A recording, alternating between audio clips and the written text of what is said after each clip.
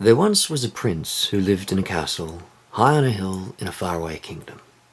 He was a humble prince who only wanted what was best for his loyal subjects.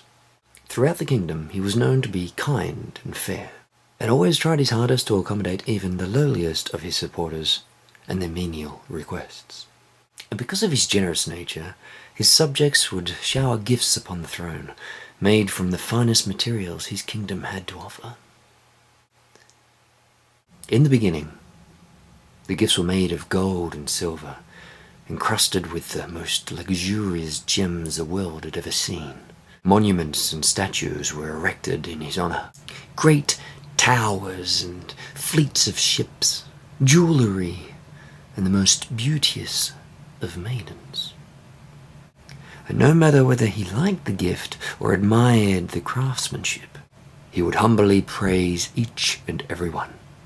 And although it pained him to see his loyal subjects waste their time and their resources on himself, he knew it would be discourteous to deny such generous acts of self-sacrifice, and accepted each gift with grace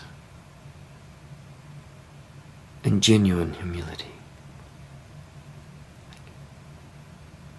But as time went by, the prince noticed that the gifts were getting smaller and smaller, with less and less finesse.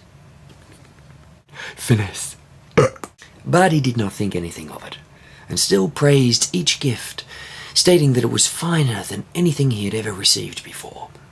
Until one day, a little girl, dressed in tatters, was granted an audience with the prince, and with her hands behind her back, she walked timidly into the great hall to present her gift.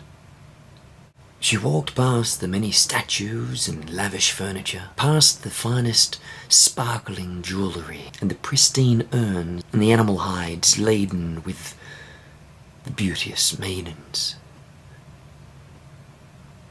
until she finally reached the foot of the throne, and there she bowed low. The prince, who had watched her every delicate step, got up and reached out his hand to raise her. But before he could reach her delicate porcelain fingers, she had placed a tiny white flower in his palm.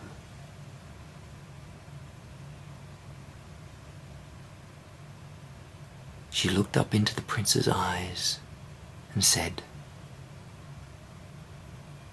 "My gift is not the flower, for it is not mine to give, since it is from your kingdom.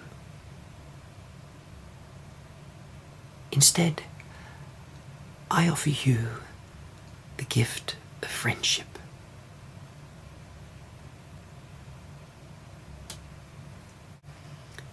And the prince, who thought he had received all the finest gifts that the world could ever offer, started to cry.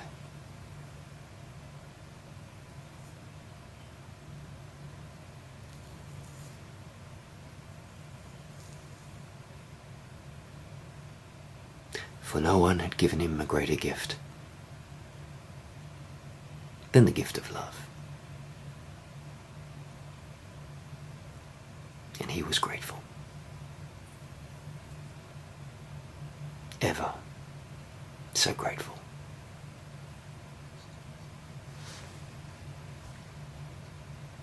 And he lived happily ever after.